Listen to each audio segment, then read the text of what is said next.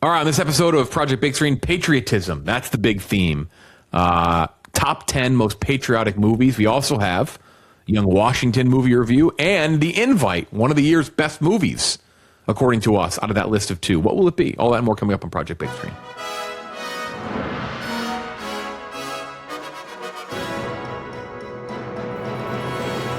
All right, Project Big Screen, first one of July. Jeff D. Lowe, Kenjac, Clemmer, Gooch coming at you. It's a patriotic episode. So if the stars and stripes aren't flying for you, I'd say hit the road, because there's nothing more patriotic than The Invite from A24. Is that who made it? Yes. And Young Washington from Angel Studios. I'll be talking about those 2 movies. Maybe as well, The Minions. Did anyone here see The Minions? I did. No, I didn't get to see it. It's pretty good. Yeah, it's not bad. It's not bad. It's not bad. The Minions are very patriotic. Well, to which country is the big question? There's rumors they helped out Hitler. Yeah. There was a moment in the Oh. movie where it could have went that way. Yeah. Gross. That's gross. There's a line like, "Oh, they went and met the worst, like most evil villain in the world." It's like 1931, and like, I do love that they did clarify on that one. They were like, "Oh no, they were frozen for like 20 years." Like, so they got them out of the way for, they're not part of the Nazi regime. But it's like there are also just terrible people throughout history. So like, were they serving under Genghis Khan, just bringing him women? Like, what else were they? They go over it in the movie. They show some of the people the Minions helped, evil pirates and evil Cyclops men.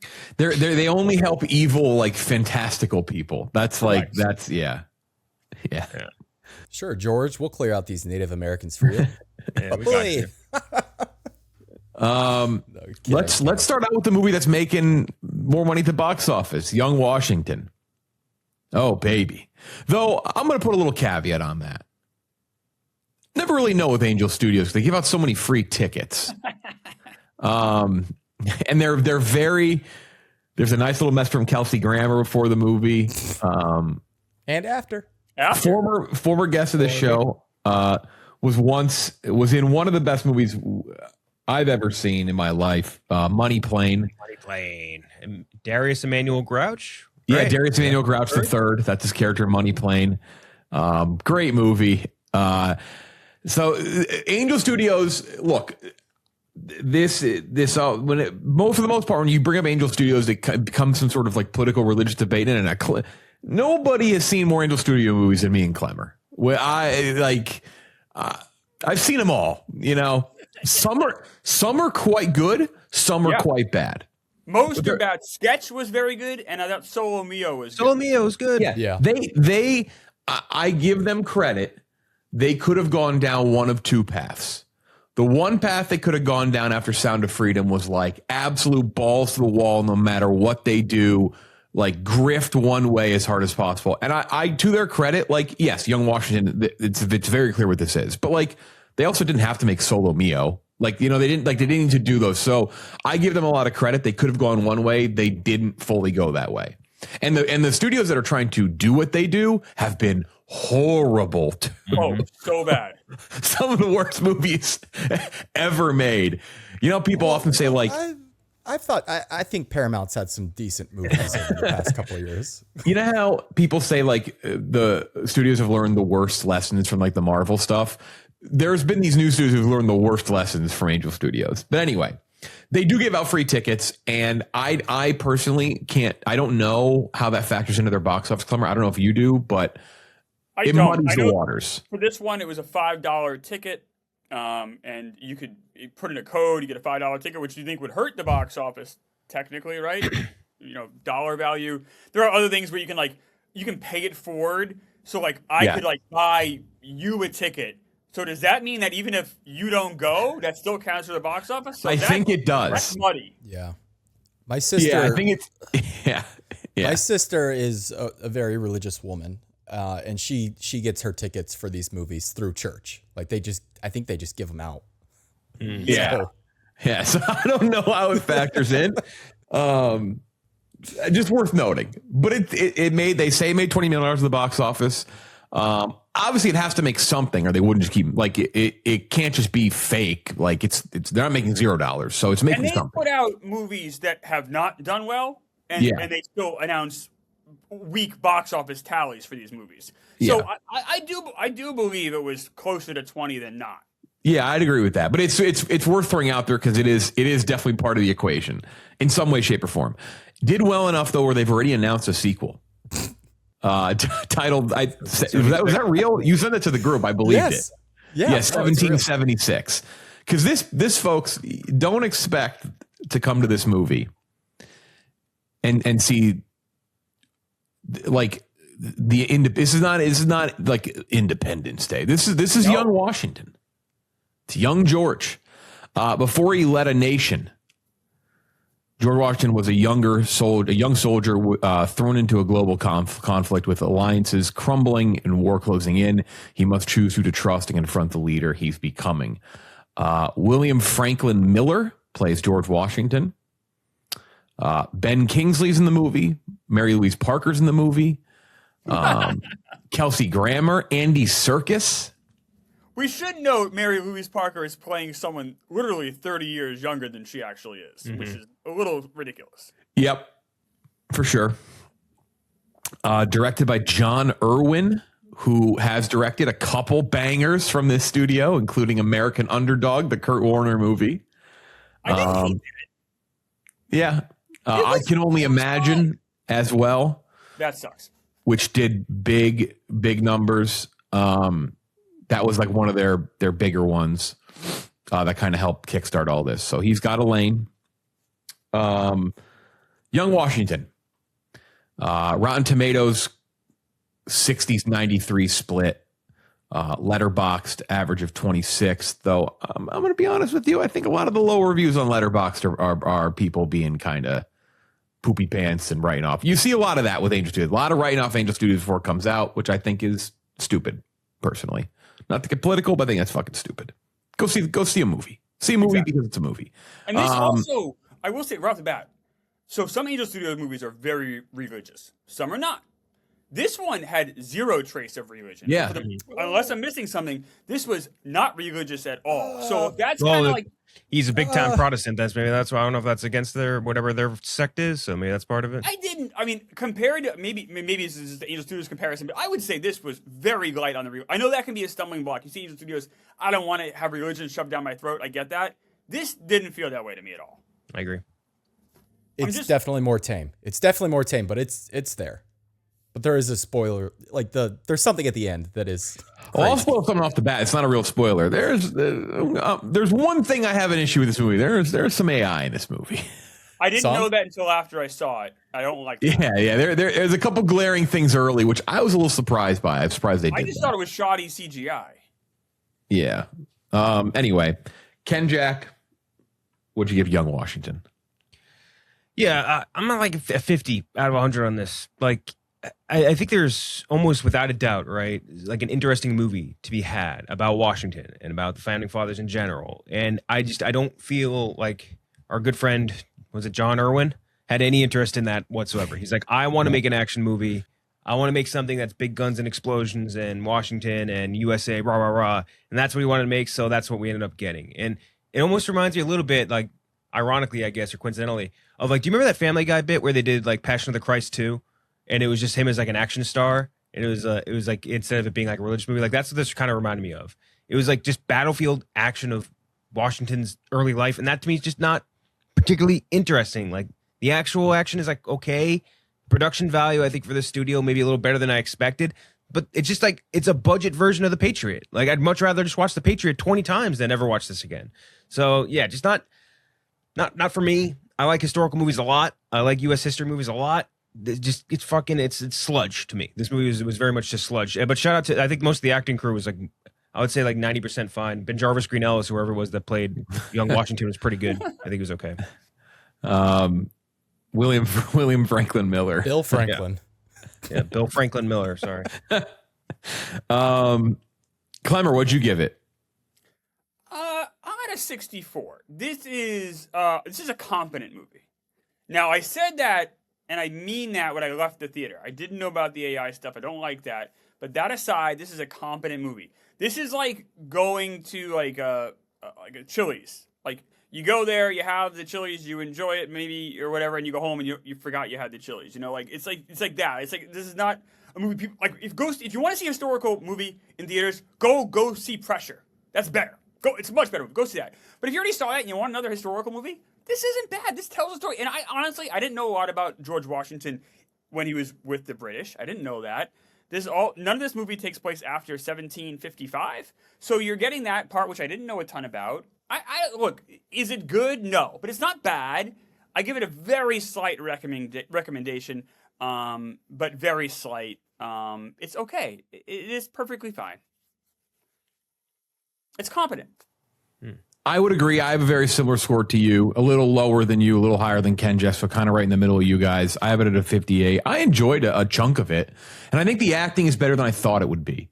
I thought we were going to get some like, hang up the cleats performances from some of these people. I was like, whoa. Andy Serkis ebbs and flows in these types of roles.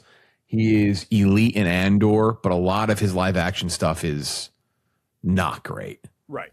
But no, everyone in here is like fine. Yeah. Like the yeah.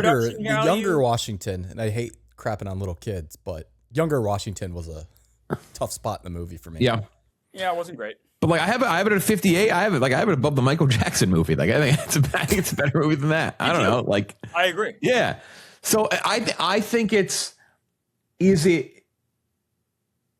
it worth a trip to the theater over what we're going to review next? I'd say no, but like, I don't think at this time of the year, summer, you got a little patriotic fever going on with the world. Like it's, and you know what? I give him credit too.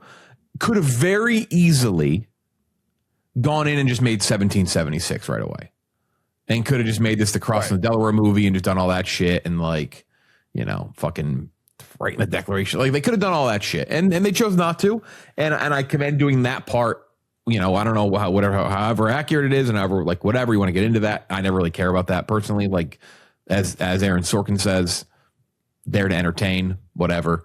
So yeah, no, we'll get more into it, but I thought this was for what it was okay, but I was entertained enough. But it's definitely not like upper echelon of the year or even close. So I give it a 58. Can I say, Jeff, on top of that, you said like worth the trip to the theater. There's probably 7 or 8 movies right now in the theater that are better than this. For sure. This is, like I said, slight recommendation from me. Sounds like Jeff on the same page with this, but like the movies are so strong right now that like unless you're like sickos like us, this probably should be pretty far down your list. Yeah. Yeah, and I'll kind of leapfrog off that. I think George Washington is fascinating. Like I think he's my favorite president. I think he's just incredible to read about, like from the beginning all the way up until he passed away. Like just a wild life. I do think there are better things to watch if you want to learn about George Washington, even if you just want to learn about this period of his life. There's a Netflix docuseries, which isn't the best thing ever, but I would quickly recommend over this. I landed at a 40, definitely better than I thought it was going to be, like way better. And like you guys said, the acting across the board surprised me. It was very solid too. I thought they had some nice scenes in there. But I think it doesn't, first off, it has a weird flow to it, I would say, where it really wants to pick up at certain points, but the battles aren't necessarily all that exciting or cinematic. And I don't know what you can do outside of completely changing history to make them seem more exciting, because it is just 2 surrenders. Like it's a surrender and then a retreat. That's tough to sell, especially with a director who I'm not sure is going to win any awards anytime soon. So 40 out of 100. There is one part at the end that is very religious.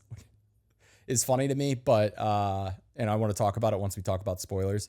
But yeah, this is good in the Angel Studios ballpark. But like you said, Clemmer, I would recommend a few things before I'd recommend seeing this. Mm-hmm. What do you give it? Sorry, say it again. 40. Okay, so yeah, definitely like in that range there, 40s to like 60s. I wouldn't go and expect anything crazy, but I don't think for the most part you're going to walk out of there being like, this was a complete waste of my time either. No. No. But yeah, there's definitely better stuff. All right, get into spoilers. Let's fire away, Gooch.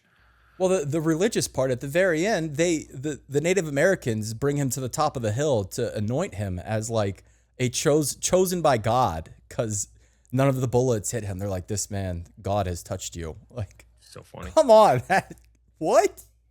The Messiah? Yeah. Oh, I will say the Native Americans are very Spiritual. religious people. They were drawn by religion. I mean, they believed a lot of stuff that maybe we might look back at like, oh, that's a little silly. But people also, white people believe crazy stuff too. By the way, to your point before about John Irwin not winning any awards, you're talking about the guy that won the 2019 Winnipeg Reel to Reel Film Festival Best Feature Film winner for I Can Only Imagine. Oh, of course. How could I forget? I think I was there in 2018. So Yeah. yeah. Makes sense. Yeah. But yeah, no, I agree. I agree with you on that. I do think, to Clemmer's point though, like when you do think of it's Angel very Studios, reserved. you imagine it's going to be I Can Only Imagine or Breakthrough or like It's very Blade Runner reserved. Yes. Yeah, where it's super heavy-handed. Even in Solo Mio, that's what I was worried about. I'm like, they're in Rome. This is going to be like they're going to make it some big come to Jesus thing, and they really didn't. I think they're maybe learning they can get more people on board with some of their stuff if they don't, and they can still use that money that they get from that from something like Solo Mio or from like Young Washington and Go and Fund, whatever it is that they're more passionate about. If they're more passionate about religious stuff. So I guess to a degree, credit to them for that. This is like a movie that, and this joke gets thrown around a lot, but this movie more than most really does feel like it's meant to be watched like on YouTube Shorts. Oh yeah. Yeah. Oh, this does. is gonna fucking crush it on YouTube Shorts. Mm-hmm. I would sit there and scroll through like probably 8-9 clips of Young Washington if it was fed to me. Yeah, or like playing on the Prometheus. Do you remember those? Right towards we were getting like the end of high school, they started introducing those like boards, the Prometheus boards. Do you remember those? Like they would play movies and shit on them. Like I don't know if you remember those. There was like only one of them in my school when I left. But, like that's what I would do. They would play it on that. I think like a very lazy history teacher. Yeah. If you guys had to make like a actually like great founding fathers movie, like could be any of them, who would you choose to direct it? Like who working right now could actually make this good? Like great. What's Roland Emmerich up I know to? What was that? Roland. I mean, you could make an argument with Napoleon that like Ridley Scott. Like I didn't love Napoleon, but like there was like an understanding there, and there was a style and something interesting there from Ridley Scott. Mm-hmm. Yeah. Like there was an attempt to do something interesting with Napoleon. I know it's not everyone's favorite. Some people do. I know defend it and like it, but I could see Scott doing a decent job. I like how I horny like he what was. Scorsese does with stuff in the 1800s or early 1800s. Kill with the Fire Moon, Gangs of New York. I'd like to see him take it. And bro, Silence was pre-revolution, and that was a great movie too. That was very good too. I'm trying to sure who like directed like the John Adams series. Like give that guy in charge. That show Who did do that? That great series, by the way. Just really, really good. Great series. Paul Giamatti. One of his better roles. Wow, Tom Hooper. Oh, directed by Tom Hooper. Yeah, wow. Never would have expected that. I would not have guessed that. I guess some people don't love the King's Speech. I think the King's Speech is fine. Well, that was a good movie. Yeah, King's Speech is great. Didn't deserve Best Picture, but it was good. And production value on both of those movies. He did do Cats though. He did do Cats. Has he done anything since, Jeff? I feel like he was put into nothing has come out. Yeah. He's got a movie called Photograph 51 coming out this year, apparently. Okay. That's the first thing in 7 years. Yeah. He did his fart materials. I forgot about that. Yes. Yes. Photograph 51. Yeah, that's a long 7 years in movie jail is crazy. So those three movies, though, The King's Speech, Les Mis, and The Danish Girl, all great period pieces. Like all three of them have like great production value, great all of that. Like you graph that onto like a founding fathers movie. I think that could work. Yeah, what if they did like a Beatles style thing? I was just about to say, Like that 4 cinematic movies. universe.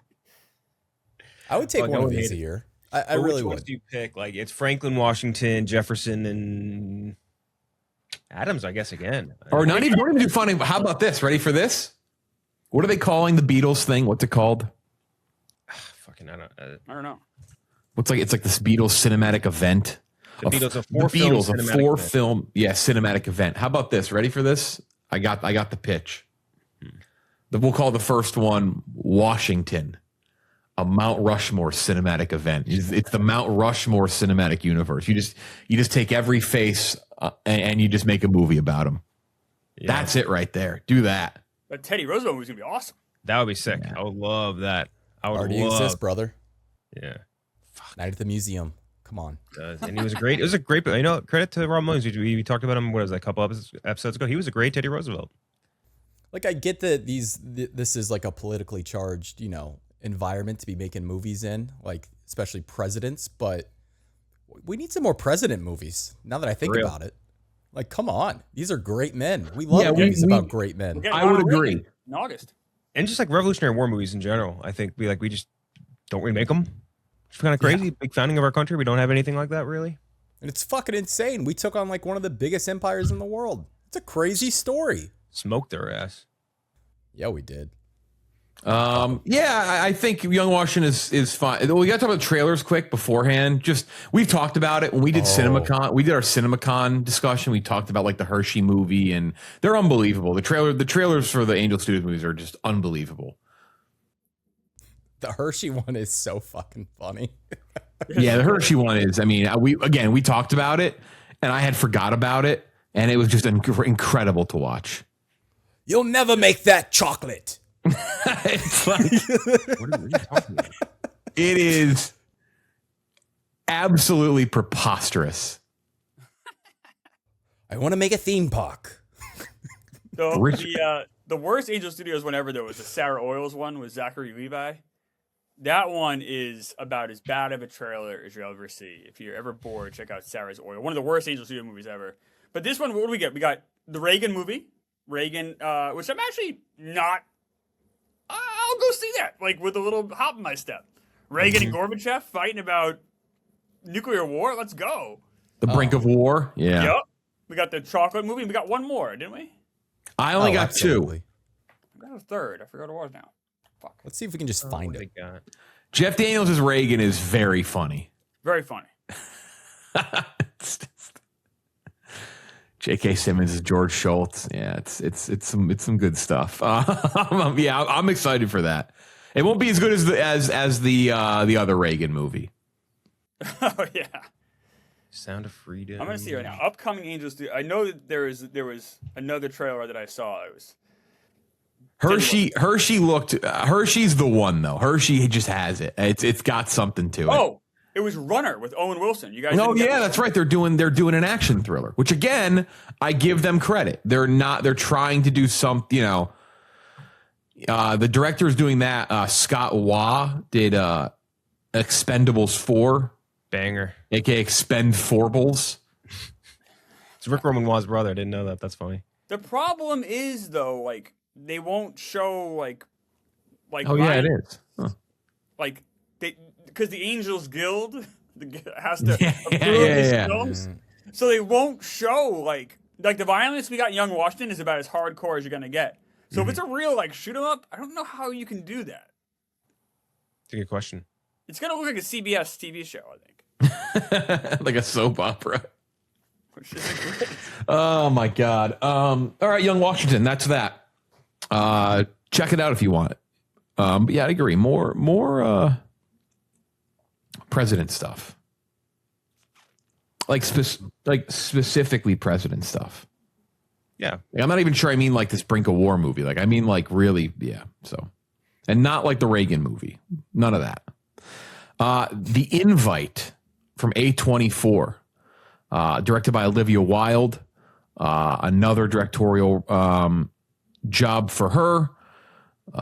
She also did in 20, what year is it? I thought I was going to get it. I'm going to say 2019, Booksmart. Yeah. She directed Don't Worry, Darling, which was not my favorite. Had a lot of hype though, and had a lot of controversy around it. But now she's done The Invite, which has a 95-91 split on Rotten Tomatoes. It is a stage play, essentially. Probably the best way to put it. Joe and Angela's marriage is on thin ice when they invite their enigmatic upstairs neighbors for a dinner party. The night spirals into unexpected places. These are the types of, I love type movies like this, like very contained to one area, small cast. Seth Rogen and Olivia Wilde play the main couple. Penelope Cruz, Edward Norton play the couple that comes over. That is it. Nobody else is in the movie. There was a movie that came out last year that I loved that was kind of based around a dinner. It was, what the fuck was it called? Dinner for Schmucks. Bad Shabbos. Bad Shabbos. Yeah. Very good movie from last year. Definitely check that out if you can. Very funny, good, dark comedy. It was in my top like 25 or 30 of the year. But this was, I thought this was excellent. And it was one of my favorites of the year. I know Kenjac and Gooch, you guys saw it first. Kenjac, what'd you give it? Yeah, I'm at 94 out of 100. Wow. I really, really, really, really like this movie. It's also just extremely my shit. Like, I really, really like a sharp script, and I really like when great directors are given, or great writers rather, great writers and great actors and great directors are all kind of given freedom to do their thing, and I really like the sort of like intimate, like you're mentioning, Jeff, like a stage-like execution, because it really does feel like that. It feels like you're watching like a stage play. And I think the big star to me is the script from Rashida Jones out of nowhere and Will McCormack. Yeah, and Will McCormack, and then Wilde's direction, because the script is so funny and it feels so organic to me. Like, it feels like real conversations that are happening, but at the same time, it sets up like such great punchlines. And then Olivia Wilde does such a great job of like setting up scenes, building tension, and just really getting like the maximum value out of everything, not just the script, but also like the scenery, the actors, out of everything you're seeing. Like, she's really giving like a max value out of, and also just looks great.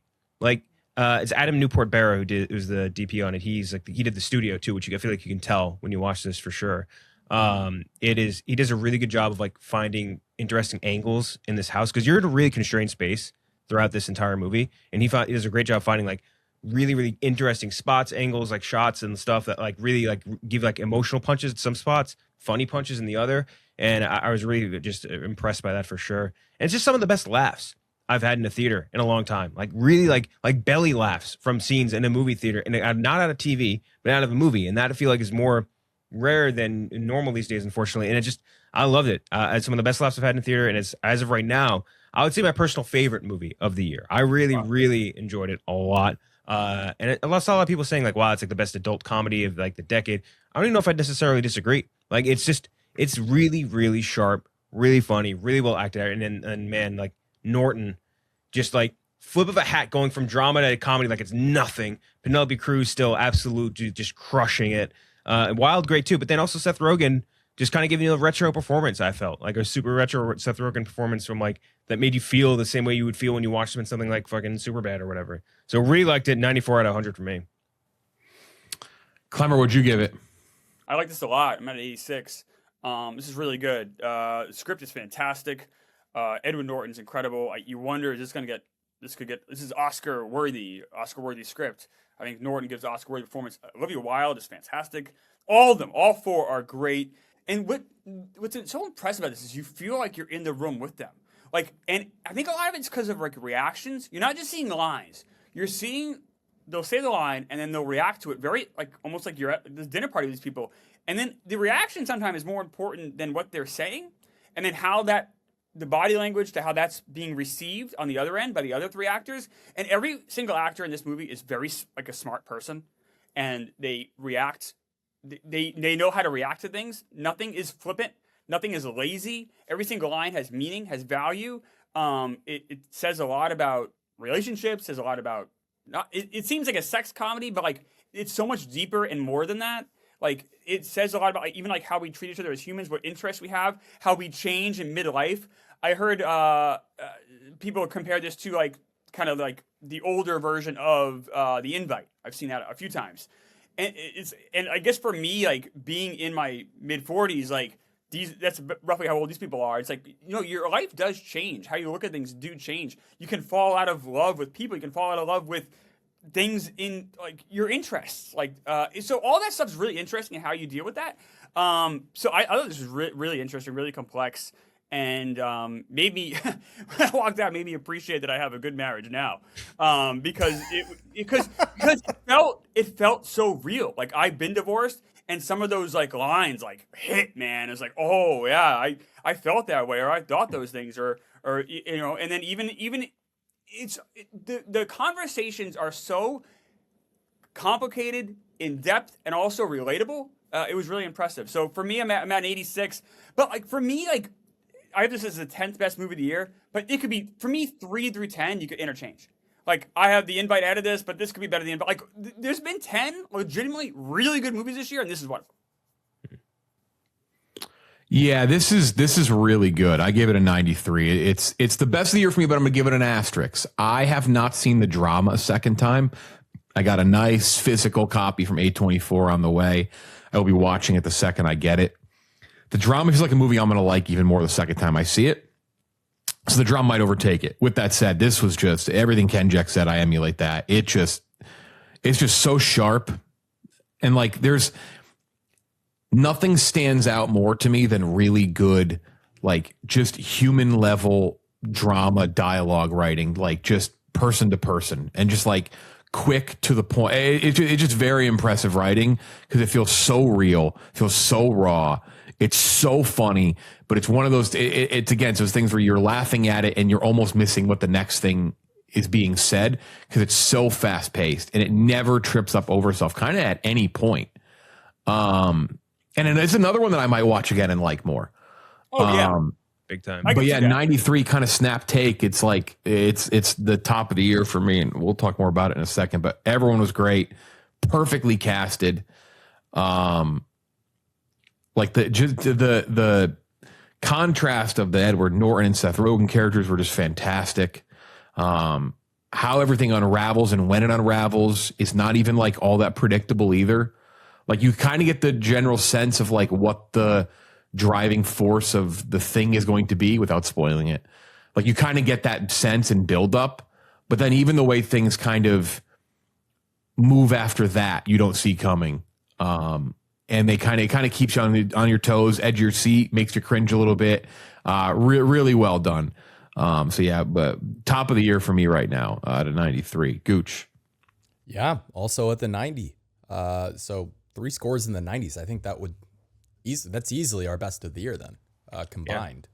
Yeah. I thought this was just timeless on arrival. Like this is a movie that could have come out in the 40s, 50s, 60s, 70s. And it's because, like Clemmer said, just a brilliant script, like a really great screenplay. And this will surely be in the discussion, if not at the top of the list once we get around to Oscar season for adapted screenplay. Like so good. The control of tone, just brilliant. And that was really the drama's strength as well. So it's nice to get 2 of these in the same year. Because you can see things where they tried to do, or you can see other things, where they'll try to do something like this and inject comedy into it, and the comedy doesn't work, or they'll try and inject drama into it and the drama doesn't work. But no, every element here works. And the performances will also, I think, stick around throughout the year. I think Olivia Wilde, I've always been a fan of, this is her best performance. She's knockout in this. She's so fucking good in this. Oh, good. It's unbelievable. And Ed Norton really he never gets to do, and I guess he did recently with Knives Out, but he doesn't get to too often show off his comedic chops. But he's got them. Boy, he comes in with just some haymaker one-liners. Seth Rogen, you always expect to be funny, but I found Ed Norton's like just one-liners over the top just took me out so many times. I loved this movie. Comedic timing just unbelievable with Ed Norton's character. And how this is edited. The timing, how this is edited so well. The comedy, like you guys said, it just hits and hits and hits and hits. And like you said, Jeff, it just never trips up on itself. It is, and you guys all gave it the 90s. I'm at 86, but like that's a taste thing. Like I could easily be a 91. Like this is absolutely a fantastic movie. I'm glad we all agree. We all really like this a lot. Yeah. I'd also add like just the way it's shot is just so beautiful, so well done, and it's just the pacing is like it really feels like it's happening in real time. Like you feel like you're in that room throughout the night with them. It's just moving at a just perfect pace. Yeah, no, I'm very impressed. I kind of disagree with you. You don't think so? Only because like it felt like I was watching a movie from the 70s which is a compliment. Like, it was a thing where, like, back in the 70s, you had these, like, really small movies at times. A lot of times about, like, at that time, like, sexual revolution of sorts, and kind of, like, how it affected marriages and stuff. So you saw a lot of those movies in the 70s with these tight, super talented casts. I felt like it was a throwback in a really positive way to something you would have saw in the early 70s. Almost like the Four Seasons again. You know what I mean? Something like that. Like with Alan Alda. Like it felt. I agree with you on that. Definitely vibe wise. Bob and Ted and Carol and Alice. Like there were like a lot of those like kind of those movies. Carnal Knowledge. Like there were a lot of these movies with, like really tight casts.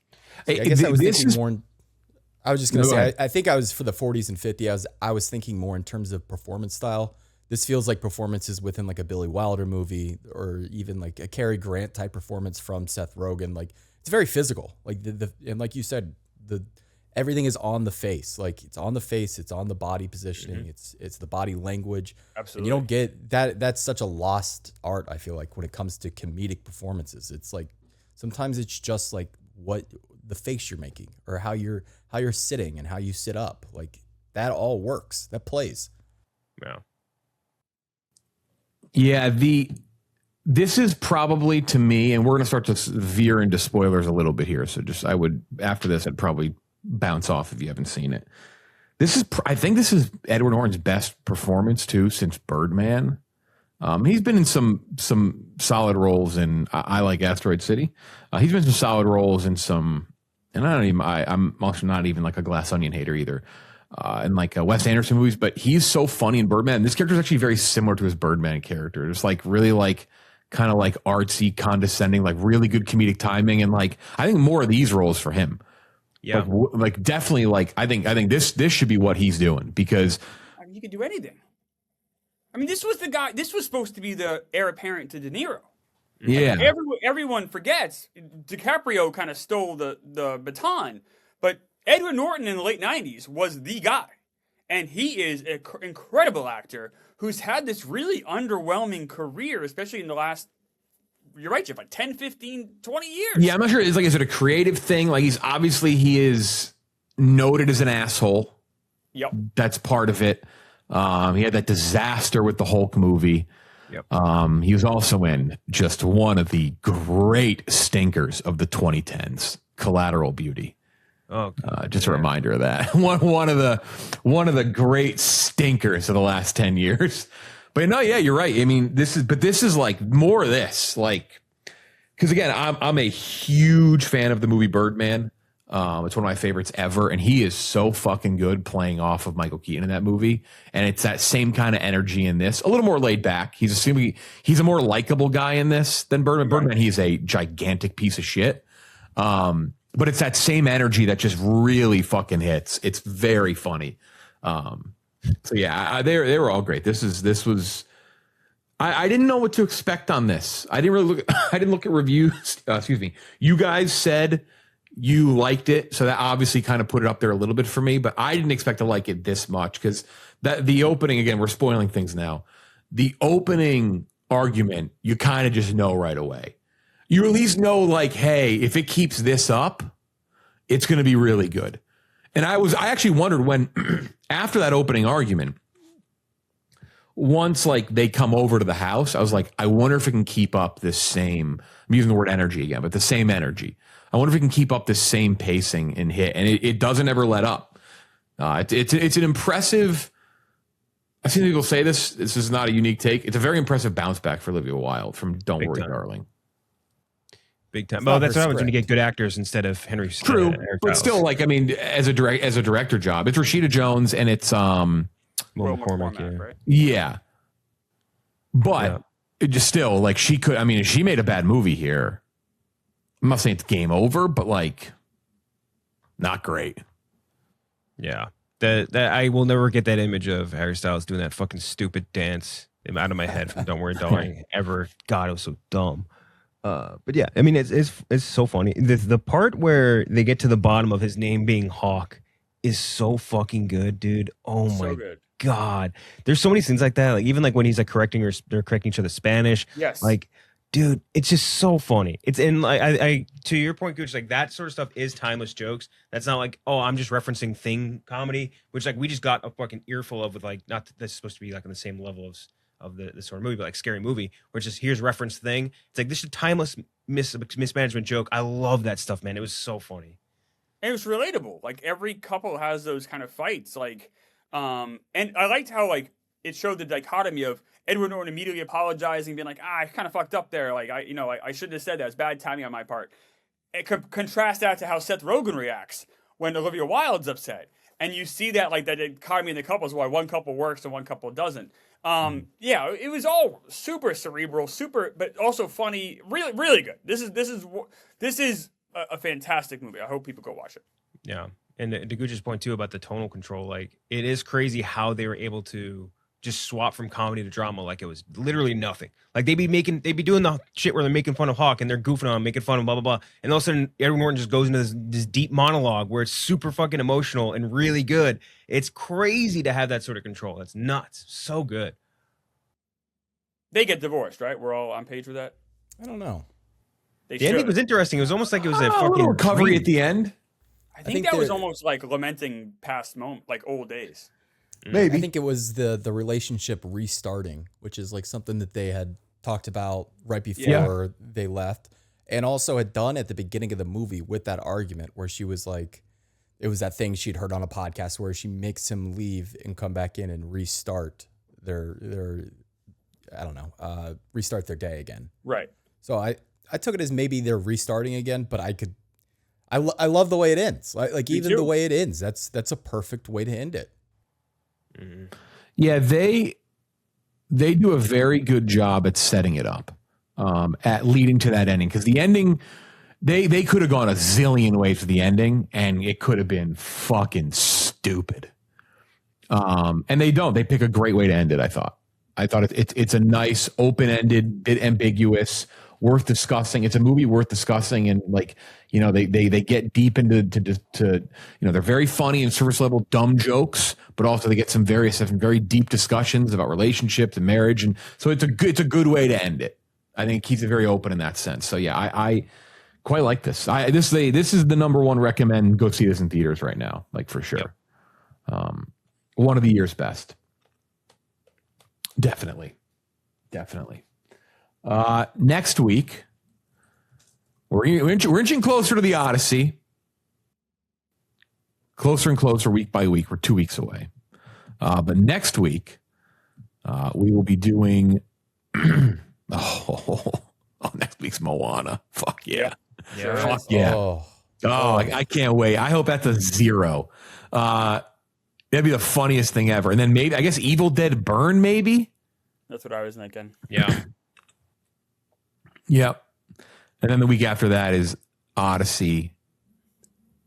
And I think we'll probably just do Odyssey, if I'm being completely No blunt. Gail Daughtry and the sex hall pass thing. What's Yeah, Gail Daughtry and the Celebrity Sex Pass. That's right. David Wayne? That's right. We did see that. We saw it for what do you Joe call it? Latriglio. Joe Latriglio. Yeah. That's coming out the same week as the Odyssey, I think. No, that's coming out next week with Evil Dead Burn and Moana. Oh, Definitely Moana, though. Moana is going to be Moana worth and jumping Evil on. Dead Burn, or no? I think probably those two, right? Those are the two biggest releases. Probably, yeah. Unless we think the Gail Daughtry thing is. Yeah. And then we'll do Odyssey on its own. what's I think coming the out Odyssey- against the Odyssey? Like what is trying to counter program against the Who- Even the week Nothing. after Odyssey, there's no like giant release. They Fight, which is a Hulu movie starring, I don't think anyone really. The week after that is The Dink on Apple TV Plus, the pickleball movie. of course. 72 Hours. Nothing really. And then Horse obviously a Girls. couple weeks after that, Spider-Man, which I'm also Yeah, very Spider-Man, excited for. but the week after Odyssey, like there's nothing. Yeah, It's no, crazy. nothing. They know it's Oh, going Motor to get. City. That Motor City looks cool. That's the one with Alan Richardson where like he doesn't have any dialogue. It's just him beating the shit out of people. It would look kind of interesting to me. Clemmer doesn't like Alan Richardson because that's like you can't like the Yankees and the Mets, and he's a Sklenar fan. I feel like True. Richardson is. Also just like a guy not talking, beating people up. That's my speed. I feel like Richardson is like he's a rival of Sklenar. I agree, and I think he should be taken down. I think they should let him be funny again. I was trying to explain to my girlfriend Blue Mountain State the other day, and she was like, Alan Richardson was. Yeah, like, he's funny. really gone like Blue Mountain State, super man. far away from that. He was It's no, he hilarious. did a play date, the one with Kevin James, which was Oh, pretty right, funny. He was right. hitting it. Yeah, it wasn't bad. Right. Forgot about Playdate. damn. Is he in the new? Is he in the new Fast movies? He was in the last one. I saw a funny tweet, and we're going to transition to the news now. I saw a funny tweet that it was Vin Diesel saying, "Production's wrapped for Fast, whatever," and then the quote tweet was like, "Does the rest of the cast and crew know this? Or production's begun? Does everyone else know that this is filming?" It's like you just never know with this fucking movie. Speaking of castings, though, Heat castings locking in. DiCaprio and Christian Bale playing the Kilmer and Pacino roles. This is the one that stuck out to me, though. Stephen Graham playing the De Niro role. Yeah. I feel like that's a little less weighty than the other two. He's older. He's a great actor, by the way. Yeah, he's a very good actor. Insane. A very, very underappreciatedly great actor. He's also older than De Niro was when he played the character in Heat. So I don't know how it works prequel wise, but he is anything time he's casting anything, I'm sold. He also played a role that De Niro played before, because he also played Al Capone in Boardwalk Empire, Stephen Graham did, and he was fantastic. Blew De Niro's tits out of the water as far as performance wise goes. So I got faith in Stephen Graham as a casting in anything. I love him as an actor, but to Jeff's point, I feel like Heat and Heat 2, a lot of the magic is just the star power that, like you're saying, like seeing De Niro, Pacino, Kilmer against each other before you get into like the 10 other people that are just littered across that cast. But the star power at the top is just unbelievable, and they're as good as they've ever been. But Stephen Graham, I'm sure, is going to do a great job. Adam Driver's in this too, right? Yeah. Is he? Is that confirmed? Believe so, I right? thought it was for like one of the other sections of it. No? Believe so. I'm excited for this. I hope it's good. I hope it's good. I mean, I hope this is great. Like, I mean, I think everyone is, but this is this is it's an interesting one for Leo too. Yeah, Considering like what he's done recently, like the types of movies he's been in. So it's his first sequel, right? Yeah, I believe so, right? yeah. Supergirl had one of the largest second day weekend drops of all. Quick Clemmer. Yeah, I know. We know Clemmer. Yeah. All right. Clemmer, all right. I don't get any props. Everyone, All right. give him a Yeah, little no, you're props. right. I mean, no, look, you I said it in the were. trailer though, back like 6 months ago. You guys all made fun of me. The super bold prediction that a woman No. superhero movie would No, I that's think bullshit. no. We have to be fair. We have to be a little fair. I don't think I agreed with your reasonings, but you were spot on from the start. You said this looks like ass. I've been right about Master Universe. Is right about this. This was You were wrong. Master Universe, excellent movie. No, but it bombed. My point. my point was No, you were right. What did you give this? Because obviously you weren't here last week. So I didn't hate. This is middle. The problem was it was just middle of the road. Like there was just nothing to it. I thought Millie Alcock was pretty good. But the story, especially for the second movie in the DC universe, I want to see more DC characters. I love DC personally. I love Batman. I love the DC universe more than Marvel. Growing up, I've read DC comics, so I walked away pretty disappointed. Terrible villain. All the Superman stuff with Dave Cornstalk. Cream. You wanted to see more Superman. Just give me that. It made you like frustrated. Yeah. The sidekick character, that little girl, she was terrible. I don't care if she's a kid or not. That sucked. Like she was horrible. Like brought down the entire movie. Not her fault. Little kid, whatever, a young girl, whatever. She stunk. The movie is just like I give it a very slight recommend. It's similar to like George Washington, like 62 or 4 or 5. I don't know. Yeah, it was much lower than that. I really didn't like it. Well, I understand that. But there's been an interesting story since then. I don't know, Variety or THR, the Hollywood Reporter, came out and talked about the fact that James Gunn stepped in to his fingerprints are on this movie. You can kind of feel it, but we didn't know this till after we reviewed it. Though it's the way it reads is interesting. It sounds like it was tested, wasn't tested well. It was tested like mediocre, like it was a mediocre test. I saw someone say like hashtag release the mediocre test cut. Like that's like so. Then they had like this movie was pretty mediocre. To what Hollywood Reporter said, or whoever released it, I should probably look it up. There was like a bake off. That's the term they used. James Gunn had some people with his like editor, who I believe is Tarantino's preferred editor as well. And then Sally Mankey or somebody different. No, it's someone else. Someone else's editor. Anyway, I should probably fucking pull the story up. and then James Gunn did his own cut. They tested both. Both did worse than the mediocre cut. So they were like, "Oh no, this isn't good." And they went with the James Gunn one won out by like a hair, apparently. There was just nothing to it. But it Like, reads so almost like they they didn't, like, it reads almost like they agreed, that Gillespie and Gunn agreed, like, we got to fix this. But then from there, they didn't agree how to fix it. This was DOA. This was never gonna work. What is gonna make a regular person go see this movie? Yeah. There's no stars in it. Jason Momoa, I'm sorry, like as Lobo, that's not enough. There's no reason for a regular person to go see this movie. None.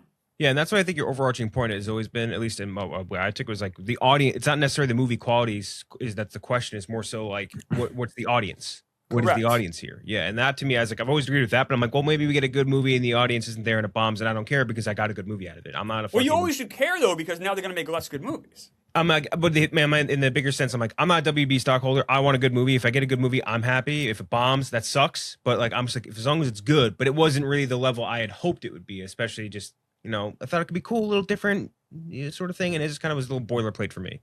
Very ordinary. Like, to the point, all the problems you saw in the trailer, from the very first trailer, were on site for whatever. 2 hours in the movie. Yeah. She's good though. It's a shame because she's good. Just Fred Raskin is the editor. Okay. Yeah, he's basically the large part of his work is Fast and Furious, Tarantino, James Gunn, which is I love what a mix. He did the Gunn one. So yeah, it sounds like it was a mess. Then I also saw, did you see, Gooch, some of the early reviews or early thoughts on Clayface? no. The early thoughts on Clayface are like really good. Doesn't feel like a DC or comic book movie. That kind of feels bad for them. That doesn't feel like a good thing. That almost, like, if it's good, that almost further. It's like, if the best shit they do is like the Batman, I don't know, they might have a mess on their hands.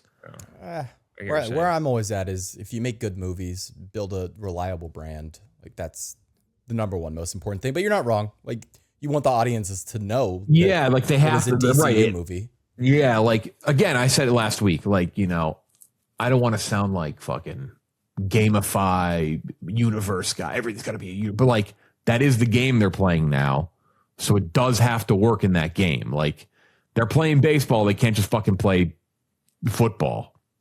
Right? The genres, like you're doing one thing, like you got, if you're going to do it, you got to do it. Like, I don't know, like there's it's one or the other. Like, if you're going to make the universe and make interconnect like Marvel, you kind of have to commit to it. Like, you can't half-ass it. Well, I think superhero movies are dead. Now, I say that Spider-Man's going to make a lot of money. I get that. And like Batman would make a lot of money if they come out. But like the idea of like superhero movies being a thing, like it was a thing, say like 10, 15 years ago, that's dead. That's over. It's video games now. This young audience luckily seems to appreciate this next generation, these kids now, the obsession kids and all this, they're going to save movies. Because like we were going down, and I think they're going to look back at this time in movie history kind of like how we look at the 50s and we roll our eyes, like these stupid movie musicals.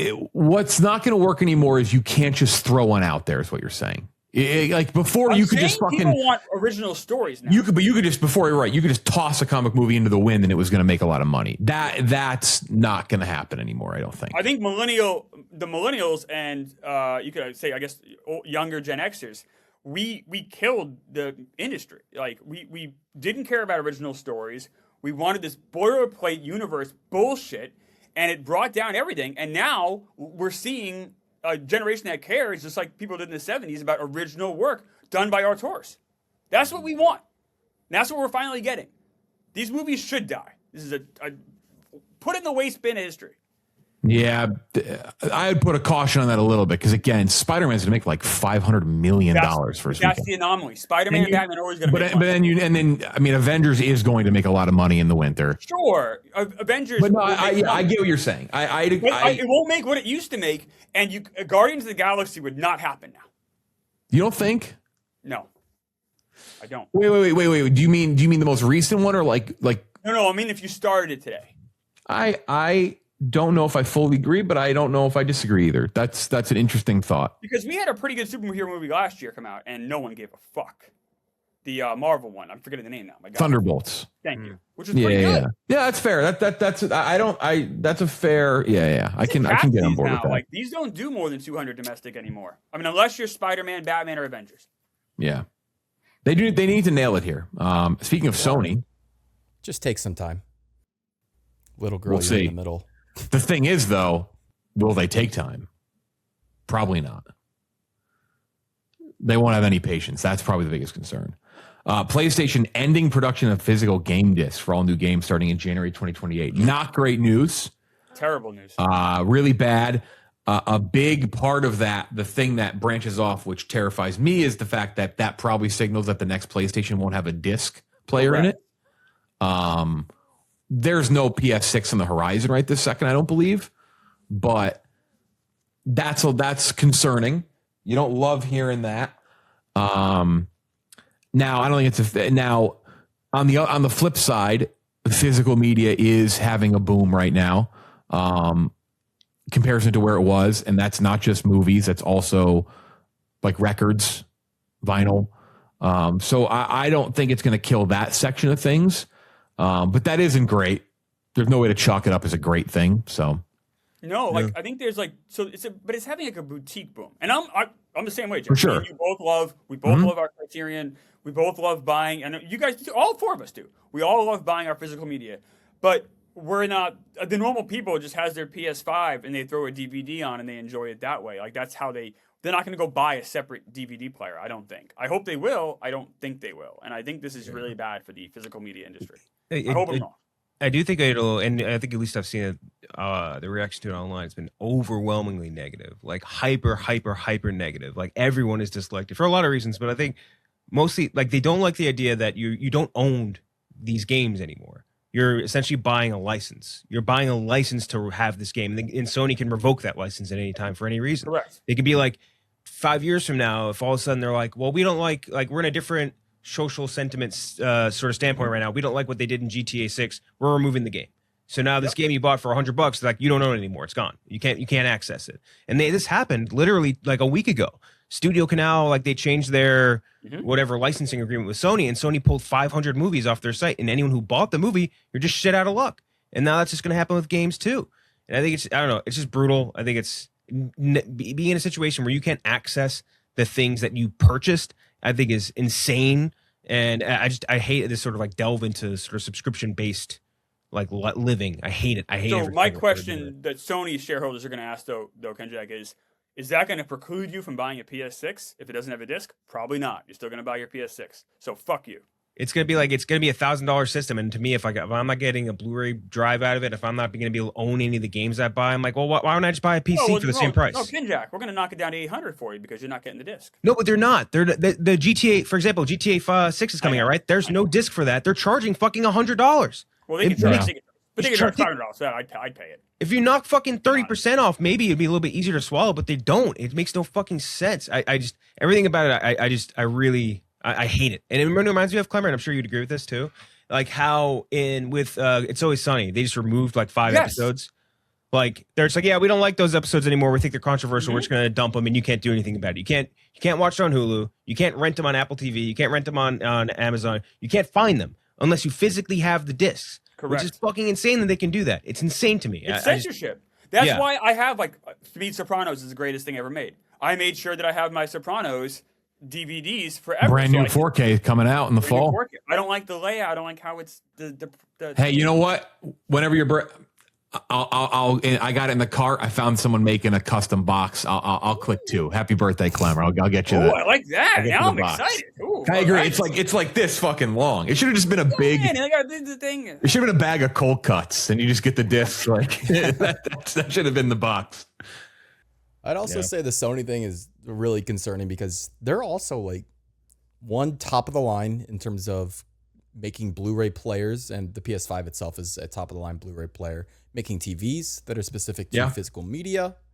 And also they are just one of the largest Blu-ray producers in the world. I think they're number 2. That's very concerning that they are down on physical media. Like very, very concerning. Absolutely. Yeah. I don't know. I hate that. Plus, then Microsoft like laid off, or at least Xbox laid off like 20% of their workforce today too. So video games not in a great spot in general. The one positive for movies, though, I will say is it's very clear, and it's been this way for a little while, that video games like moving heavily to digital, and like there isn't. I know people are mad about this, but there hasn't been that like run to the physical like you see with like the boutique label movie stuff, and like again, very small in the grand scheme of things, but like there is move for that, and this also goes to the importance of like Criterion releasing K-pop Demon Hunters, and like they need to just fucking get on that shit. Stranger Things from Arrow's coming out. Like get on those things, like take advantage of those things. If Netflix offers it up, take it. Like just jump on as much of that bullshit as possible and make as much money and keep it alive. I shouldn't call K-pop Demon Hunters bullshit. I like that movie. No, that's the thing. No, Jeff, you're right though. Like there is still like quality things you can put out. Like K-pop Demon Hunters, is that a typical Criterion release? No, but it's a good movie that a lot of appeals to a lot of people. That's what they need, that will enable them to do things like network for us. Mm-hmm. Yeah. Yep. Things that we've watched recently. Anyone watch Silo? I'm not caught up since the first couple episodes of the first season. People love that show. I just couldn't get into it. Yeah, I didn't like the last season. They played the whole what happened last season. I was like, I don't think I watched any of this. And then they showed the stinger, the end of the last season, and I fucking remembered it. So I'm like, oh, I guess I watched it all. Yeah, I didn't love the return of that. Also, the Minions. The Minions. Oh, yeah, we gotta get to that. But the Michael Fassbender Paramount Plus show is dreadful. Really? I cannot stand that show. Interesting. I can't stand that show, but I will finish it. Don't get me wrong. Somebody in our YouTube comments last week, it was very much like, because we brought it up, they were like, great show. You guys need to be watching. I'm just not vibing with it this season. I don't know. I'll watch it. I'll finish it. Don't worry. Guy in YouTube comments, guy or gal. Yeah, Minions was I haven't logged it yet. Minions was fine. I thought it was pretty good. I said in my 70s for me. Yeah, me too. Like, 70, 71 probably, somewhere in there. But like, it's a Trojan horse for movies. Like, how great movies are. Movies are cool. Movies are great. And this movie loves movies. So like, also like, it looks great, and every frame has like different little weird details. So like, if you have one of those kids that likes to watch movies over and over again, I could see you like sitting there and be like, oh, I didn't notice that reference, or I didn't notice that little shot there. I don't know. Stuff like that, effort goes a long way with me with these kids' movies, where like, if you put a little care and work into something, I don't know, elevates it. Mm-hmm. Great performance by Jesse Eisenberg as Dort. Not the character I love the most. Probably the one I like the least in the movie. But that's all right. Our good friend Jesse Eisenberg. Yeah, I mean, it's enjoyable. How was George Lucas? Pretty funny, and like, it made sense. He was in the movie. Like, it was a cameo that like made sense. Yeah, it was. Yeah, I would look. I think this is the one I like the most out of the Minions movies. I like Despicable Me the most out of the whole group. Despicable Me is fantastic, but this was enjoyable. I saw it at the Chinese theater. We were talking about before we started going live here. So Chinese theater in Hollywood, unbelievable theater. One of the best theater experiences. Yeah, it's a must go. Unbelievable. If you're in that area, it's incredible. There were maybe 12 people in this giant auditorium watching the movie with me, which was bizarre. Me and my wife were there with like 10 other people. Also went and saw Jaws at the Academy Award Museum. If you listen to this podcast, you love movies, go check it out. They have actual Oscars. They have Dorothy's ruby red slippers there on display. Oh. Some other really cool things that I had never seen before. And then the movie theater itself was $5 for the ticket. Saw Jaws. The screen is incredible. It sounds great. I had never seen Jaws look so good. So that was a really cool experience. They have different movies all the time. So if you're on the West Coast, we don't usually talk West Coast because at least most of us are in New York. Check that out. 2 giant wins for the movies. Mm-hmm. Yeah, Clemmer, when he walked up and ordered the ticket, I think he asked for it in Minionese too. He went full. Speak a little Minionese for him, Derek. Full character. I did. I was dressed as a minion going in. Anything else? Anything else watched? Thrones, very good. Doing very good stuff so far. I would say like I really did not care for season 2 of House of the Dragon at all, but this season has been very good so far. Yeah, I'm watching behind, but it's very good. Oh, and I watched the movie that I think you mentioned it, Jeff. Letters for Isabel. Totally dumb, stupid movie, but yeah, it just has, and it's got that one part. I couldn't look past it. It's stupid, but it's like when you it's update your phone, it doesn't delete your voicemails. It just doesn't do that. I'm sorry, it just doesn't do that. Yeah. Silly, but perfectly fine rom-com for what it is. Yeah, it's no tall girl. No, certainly not. Certainly no tall girl. Perfectly fine for what it is. I saw Dog Day Afternoon on Broadway with Bernthal and Eben Moss Bacharach. Yeah. Whatever. Not good. Did not like it, which is a shame. That's unfortunate to hear. Yeah. It tries to comedify it quite a bit and isn't really funny at all. It's just kind of in poor taste, honestly. Wow. Okay. Yeah. You told us you didn't tell us why. That really stinks. Well, yeah, not really a story that I would say is very easy to make funny either. So bold swing, but not great. Wish they had done something else, to be honest. But I had a good time. Me and the lady had a nice night out. Two things I'm going to show off that I got. One from Umbrella. This thing is fucking incredible. It's the Universal Horror Monsters and Curiosities monster box set. I think it's got like, how many fucking movies does it come with? And it's like, it's not like Frankenstein. Like it's some of the ones like you just probably haven't seen or heard of. I think GDT had something to do too with the curation. It comes with like a nice hardcover book, but I mean, this thing comes with, look how many fucking movies this thing comes. It comes with like 15, 20 movies. Just like old school monster movies. So very cool. I watched 2 of them, looked unbelievable too for how old some of this shit is, like 30s, 40s. So yeah, gonna work my way through that over the next probably 2 or 3 years. But a very cool box. Umbrella is in Australia. They make the absolute best physical media stuff. And then Imprint, also Australian, very Aussie, even though the Australians, we've learned throughout the World Cup, really hate us, which I wasn't aware of. They don't like us. I thought we were like kind of boys with them. So that was a surprise. But they make good physical media. They do these box sets, and I got the Gene Hackman one and the Philip Seymour Hoffman one. It's got the cool cigarette case too. And then he comes with 3 movies, and one of them is the one all 3, anything with Philip Seymour Hoffman's great. It's got Flawless. It's got Oni Mahoney, and then it's got a movie which I don't think is anywhere else you can get. It's Before the Devil Knows You're Dead. Which is very cool to have. Physical. Shout out Philip Seymour Hoffman, obviously rest in peace. But a cool box set they do. I think Rachel Weisz has a box set as well with Imprint. They do kind of those combo things. So yeah, those are just a couple of the too many pickups I've made recently as I continue to fill out the shelves. Anything else before we get into our ranking here? Ironically, after they pulled it from from Sony, T2 got a second copy. Reign of Fire, which I loved this movie growing up. I watched this on FX 1,000 times. Matthew McConaughey.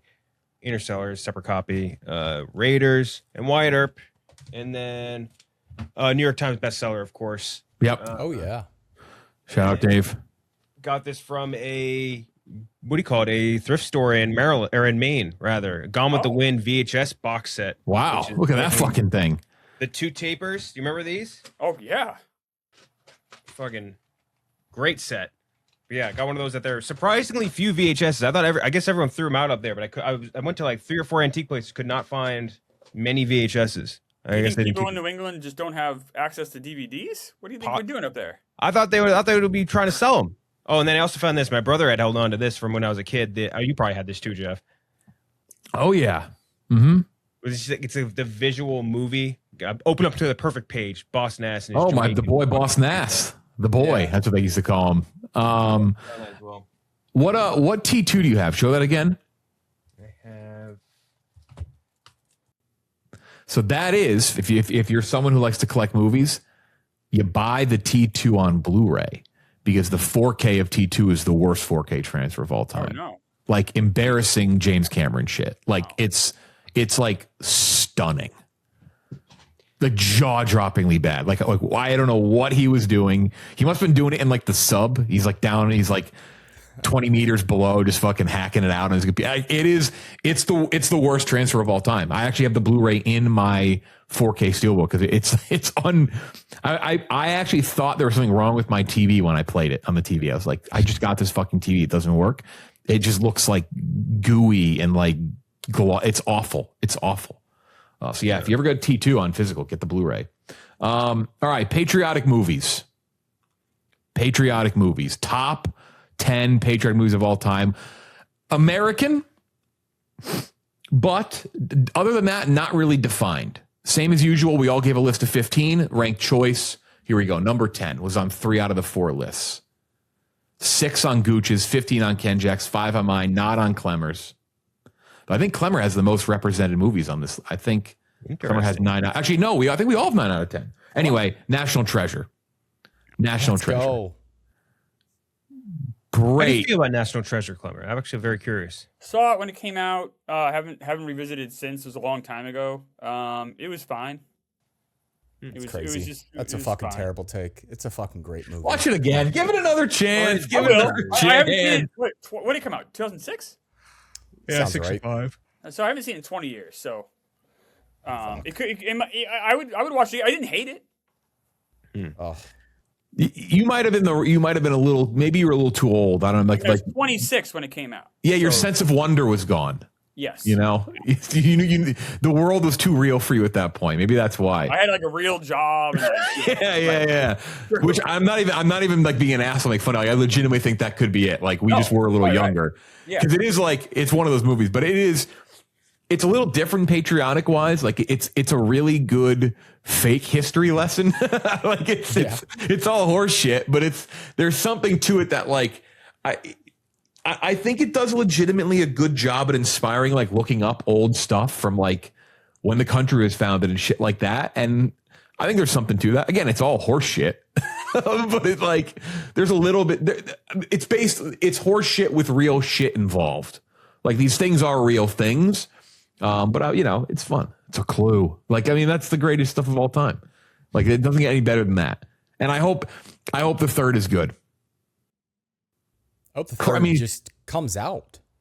That too.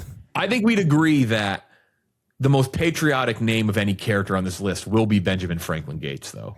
Ben Franklin Gates. They also made the series. Do you remember on HBO or on Disney that no one watched? Like Young National Treasure. I don't fucking know. It was not great. If it doesn't have Justin Bartha, it ain't gonna hit. That's what I've always said. You gotta have Bartha.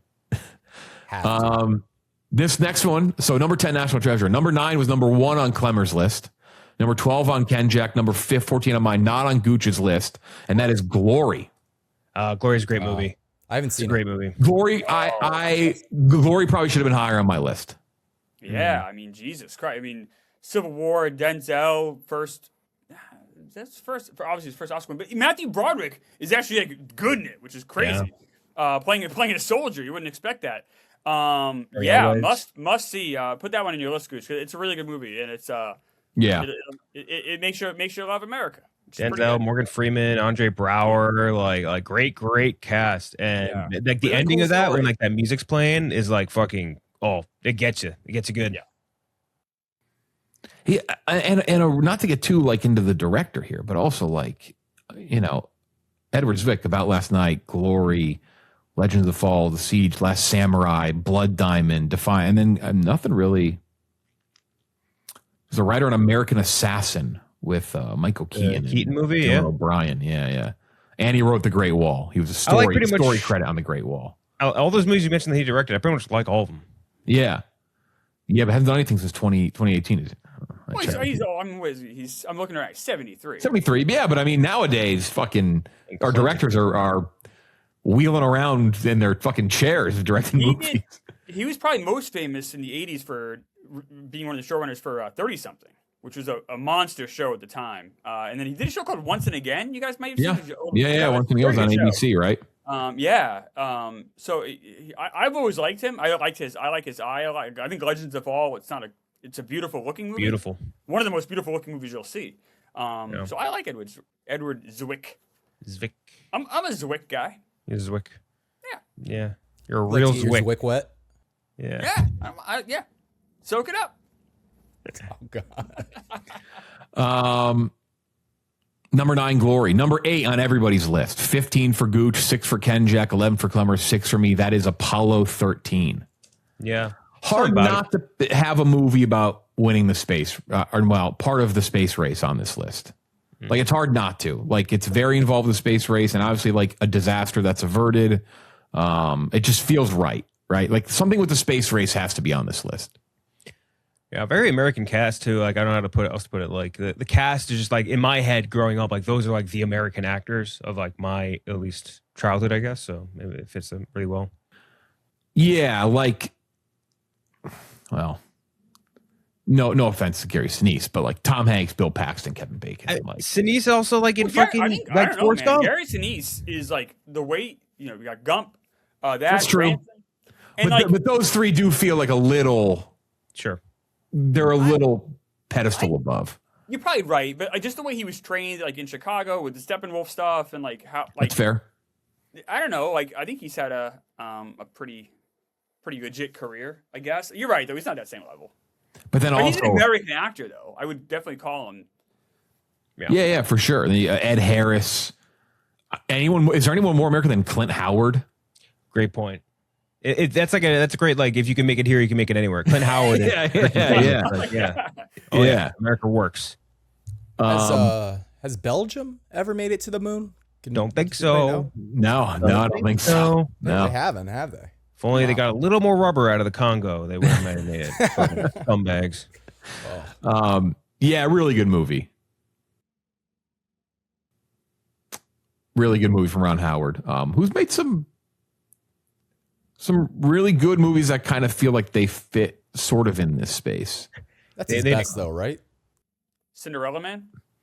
I love Cinderella. Man, I love Frost Nixon. Frost Nixon? Yeah. Dude, he did that, and I feel like I mention this all the time, but like he did that like Thailand Cave Divers movie with like Viggo Mortensen and Colin Farrell, and it was awesome. It was really good. Really 13 good Lives? Yeah, 13 Lives. That was a really good movie. Also did Hillbilly Elegy. Not as good of a movie. Fucking poor Glenn Close, just constantly getting wrapped up. He also did like Da Vinci Code, which is not a good movie. And Good compared to the rest of them, though. Yes. The ones after that are butt cheeks. First one's okay. Next one is on 3 lists, so that's Apollo 13, number 8, most patriotic movies.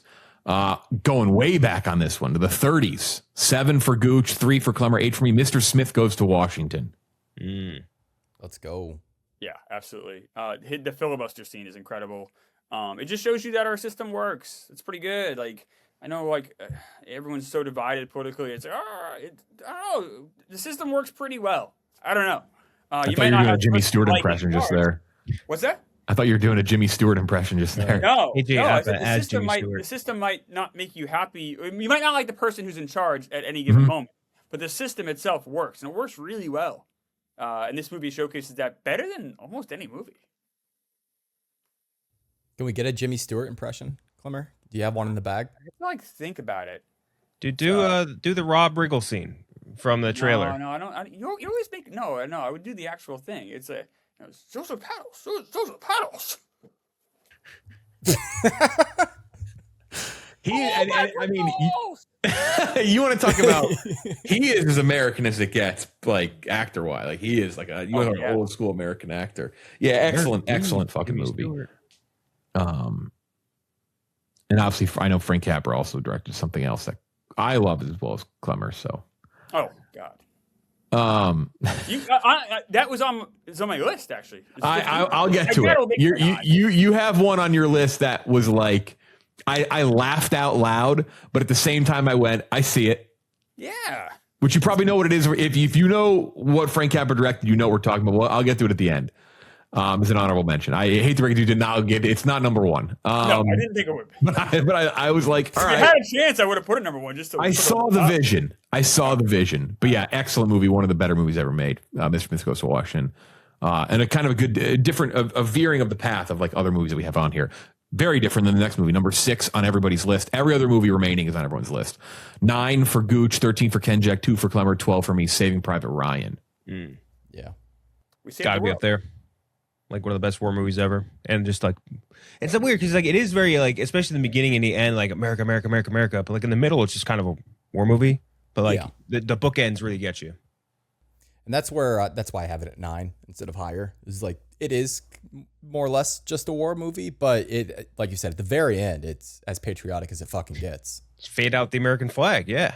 It's the greatest moment in American history, most important moment in American history on film. Like the storming the beaches. Probably iconic.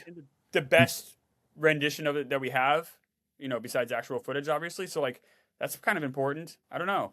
Most single important day in like human history. Yeah, I think so. Right. On top of that, yeah. All because of the weather. The weather. If only imagine that. If it wasn't for that fucking British weatherman, it never happened. You got special thanks and credit. Yeah, and also I know I wasn't on that episode, but kind of dumped on the Spielberg movie a little bit. Some of us did at least, and but I think it was the writing more than anything. But this movie is still like it is one of those just unbelievable scope and scale into like what that opening scene is, and like it's just no matter what you watch it on, where you watch it, how many years from now, that'll just always stand the test of time. Spoofed endlessly and things it's crazy. Yeah, great movie, one of the best movies ever made. Saving Private Ryan, number 6. Number 5, just got this movie on Steelbook. Our coworker, for if you listen and don't know Barstool well, but if you do know Barstool, know the name obviously. Watches movie every Christmas with his dad, and that's The Patriot. Number 14 from Gooch, number 1 from Kenjac, number 10 from Clemmer, number 9 for myself. Kind of an L for The Patriot here, not winning a list like that it's sort of named after, but The Patriot, obviously, for all the obvious reasons, Kenjac should be top 5 here. Oh yeah, all America's founding, all like just hyper violent, like revenge story.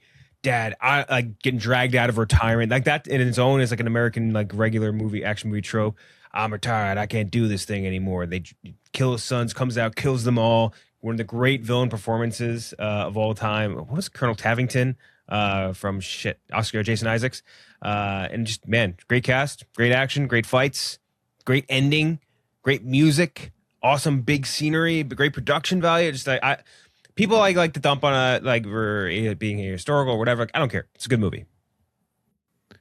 Achieves exactly what it's going for in that sense too, right? That's why that'll never bother me. Also, this movie has a look and feel. Like I just watched this on 4K last week when I got the thing in.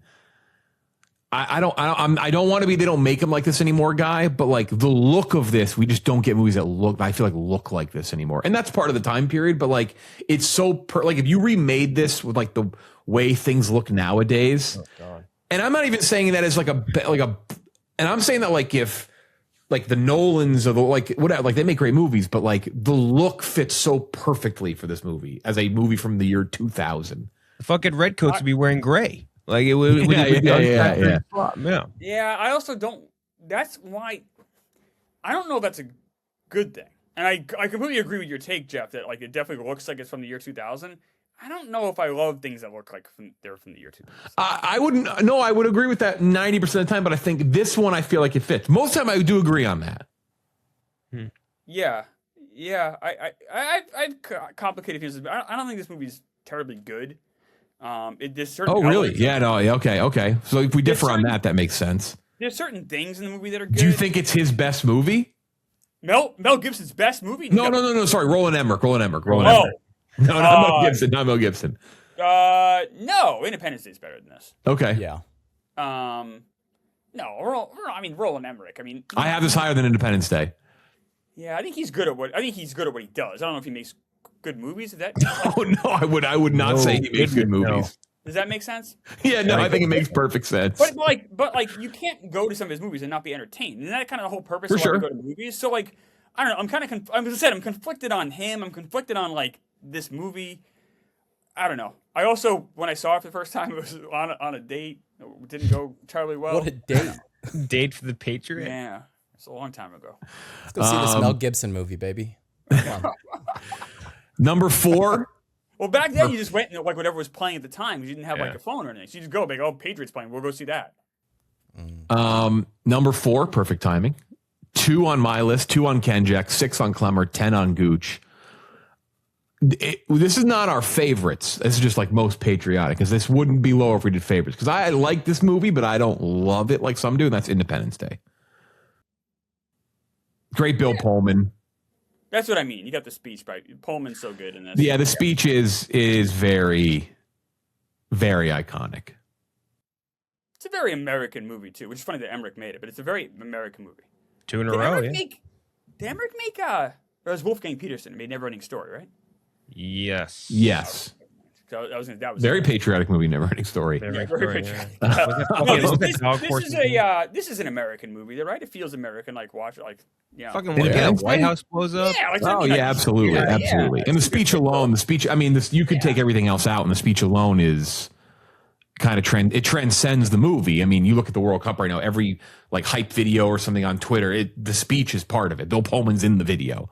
I mean, they sold this movie to audiences by showing the White House getting blown up. Getting obliterated. Like the TV ads for this movie are so funny. Just opens with the White House exploding. Mm-hmm. And it worked. Good spaceship too. It works. My monkey brain's like, we got to defend the White House. We got to get these fucking aliens. One of the biggest fall offs from original to sequel in movie history. Oh, God. The sequel is. Was that Liam Hemsworth? Goodness. Yeah, and it has a threequel setup at the end too. That's right. With some big like red orb goo ball or something. Spiner. They should pass that franchise. Pass that franchise off to Angel Studios. Let's see what happens. Let's see what I'm happens. down for them to keep doing that. Yeah, keep fun. Holy shit! It's Jesus Christ.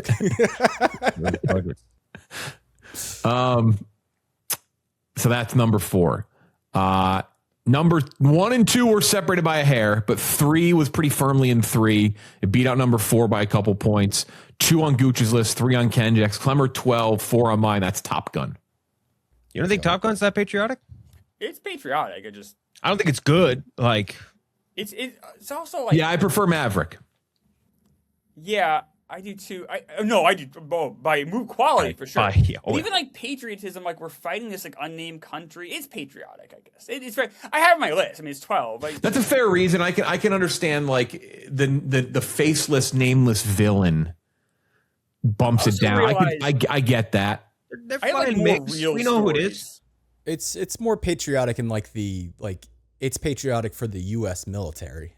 Yeah. Like, very specifically. But is it like fully patriotic? That's a worthy discussion. I mean, not one that we're equipped to handle. It's literally propaganda. Like, you can't get more patriotic than that. That's why I have it so high. Though. Yeah, that's why I kind of pumped the brakes on that. Like, I don't know if those two don't necessarily mean the same thing. By default, though, for me, it does. Yeah. Like, and Gooch and I have one similar that did not make the list, but almost did, which is full propaganda. We'll get to that in the honorable mentions. I prefer Maverick. But this one being the original, just to me, like feels like a little more patriotic. Than Maverick. This is definitely way more patriotic than Maverick. Like Maverick's a much better movie. This is more by patriotic. leaps and bounds a better movie. Like, so much better of a movie. But this one is like very, very rah-rah USA, this movie. But like also, there's a little bit of bias. There's two. My one and this and one are biased on recency a little bit, just because of what's going on. I got to go to the World Cup recently, and the Bosnian people, their reaction to the flyover was incredible to witness. Like, they're like, you have 4 fighter jets in this country. Like, it's like that's the type of thing. It's like it's the literal European mind can't comprehend. It is a baffling thing to Europeans to watch us just zip these fighter jets over our stadiums. It's like very rah cool. I don't really know the way to put it. I remember the British posted like I think it was whatever, I guess King Charles' coronation, they did like a flyover, and the Europeans like, wow, this is insane. It's like, dude, we do that like Thursday Night Football, Jaguars. yeah. If they're available in the area, they're flying over. That's basically what it comes down to. Number two. Number 1 on Gooch's, 5 on Clemmer and Kenjac, 3 on mine. That's Rocky 4. Oh yeah. Let's go. Oh yeah. Loses out to 1 by a hair. We all kind of were interchangeable a little bit on these two where we had them. We all have these first 2 top 5. But I mean, Rocky 4 for so many reasons: the imagery, the music, perfect patriotic movie. The villain being Russia. Yeah, especially in the 80s. Like, Yeah. It was this perfect. was another pure propaganda, but just great time. It's fucking It's awesome. It's so rock fucking music awesome. playing, training montage, beating the roided out guy with pure American heart and muscle and hard work and determination. That's an American. I mean, That's James American. Brown living in America. Yeah, Like what? yeah, Like yeah. what more do you need? You get tragedy with Apollo. I mean, it's got everything. Yep. You get a robot butler or a maid, Mhm. I guess, if you're Paulie, it's a maid. Happy birthday, Polly. Happy birthday, Paul. You do. Yeah. The Russian training sequence, just fucking awesome.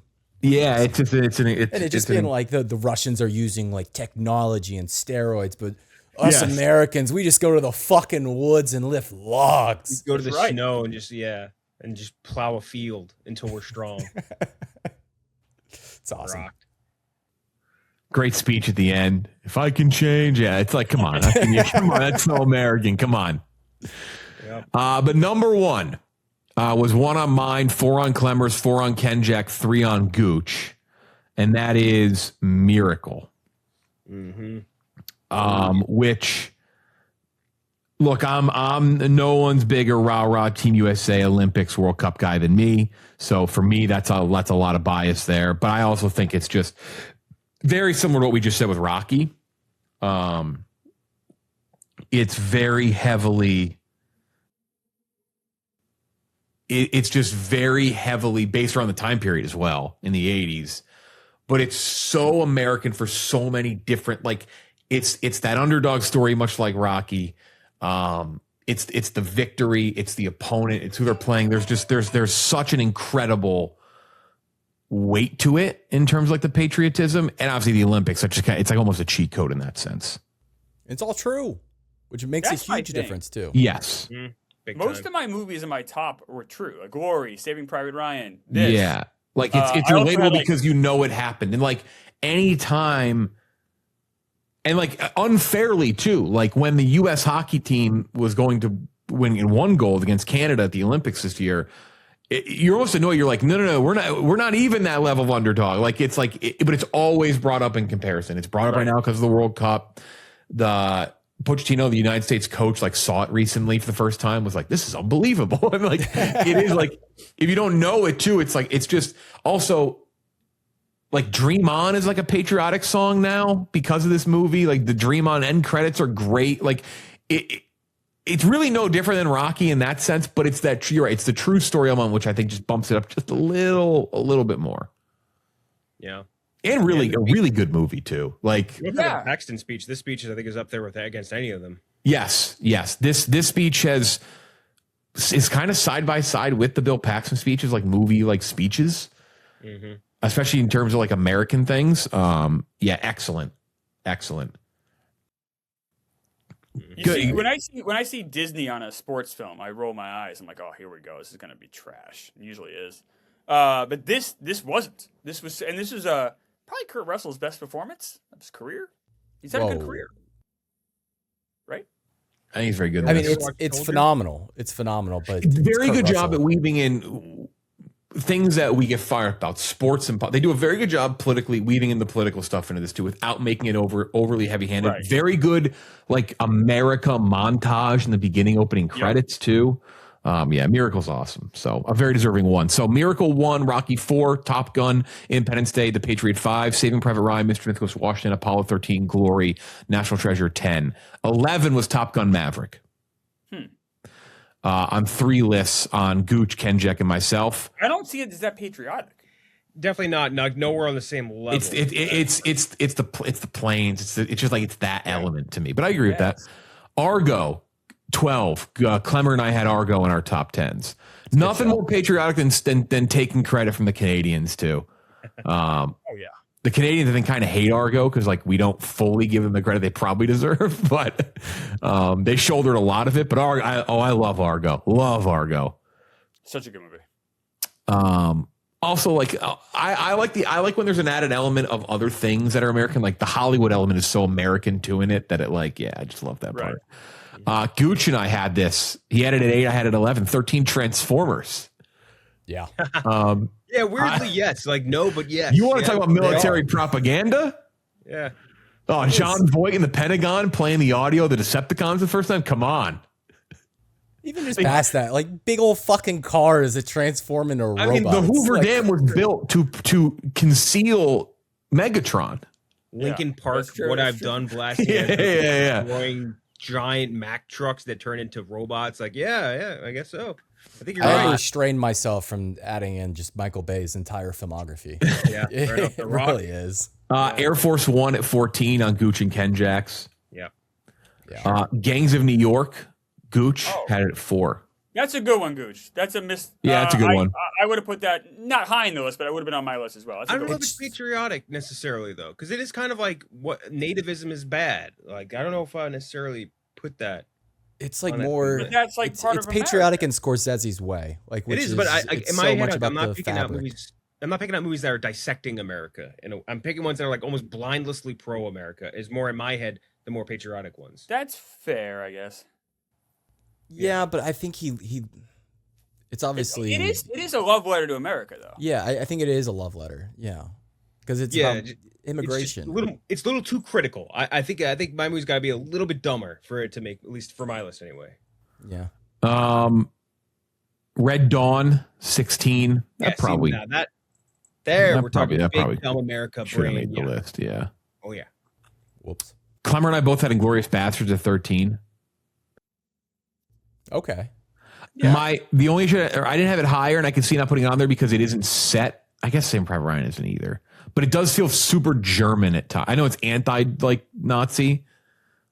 I could see And the reasoning French. against it. Just how the And French, yeah. just how Sorry. the bastards are portrayed as basically superheroes. It's like, all right, I see what we're doing here. Yeah. Oliver Rain's like one of the great American characters. Like I agree with that, but like Yeah. it's just tough. It's tough for me to get there. 13 Days, Clemmer had. That's a good one. Oh yeah, it's a must watch. If you guys haven't seen that, check that out. That is a. I don't know. I saw it in theaters. My friend's dad took us to see that movie. Oh. I mean, American Tail you had as well. Patton from Kenjac. Forrest Gump from Kenjac. First time ever Gump's been on a list, not from Clemmer. No, Again, I hate Forrest Gump. This is not. I'm talking about the Tom Hanks. I'm just talking about your Tom Hanks. I don't like Forrest Gump. Don't get me on the Forrest Gump thing. to be Baby boomer porn. To be fully clear, this is not a good movies list. This is a most patriotic. No, movies for list. sure. I know. In that sense, I think Gump definitely belongs. That's like a slice of, you want to talk about like Americana, like that movie like defines that genre as far as boomer slop goes. Yeah, let's be careful. Baby boomers didn't create the world. They had a nice little run. No, that's what I'm saying. That's what this is. That's the whole point. In my head, this list is that sort of shit. No, but there was like plenty of stuff before boomers, and there's plenty of stuff after boomers. I trust me, I agree. Clemmer and I both had Field of Dreams. Damn, yeah. Damn, Which- that was a miss. That's a patriotic aura, obviously. It is America's pastime. That's a big part of it.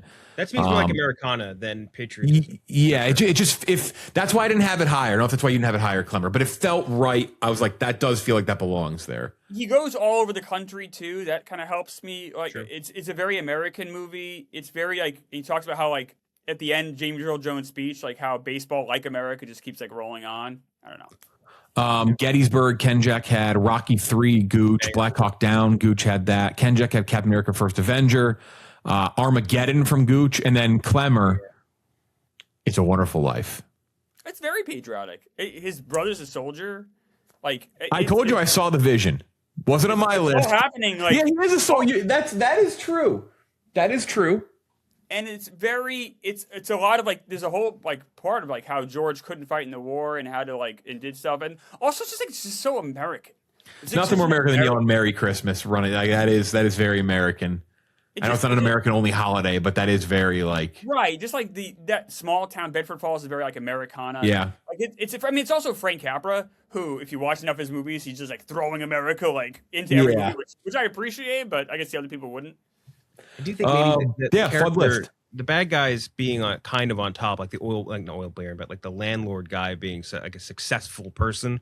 I think kind of it needs to be, again, in my head, I'm like, we're blindly pro-America. Nothing bad is happening, possibly. You know what I mean? I think where my only disconnect on that is. I will say that movie also was, I think, blacklisted at one point for communist ideologies. For sympathy, because it was you could anti-capitalist. argue. Yeah, you could argue the villain is the bad guy being pro-capitalism isn't maybe the best. Yeah, that was their issue. George was extremely for the people in his bank. Look, the Bailey building alone was never going to work either, though. I mean, Yeah. Old man Potter. That's it. Fun episode. Back next week for more. We're rolling along in movies. For Kenjac, Clemmer, Gooch, I'm Jeff Dilo. We'll talk to you next time.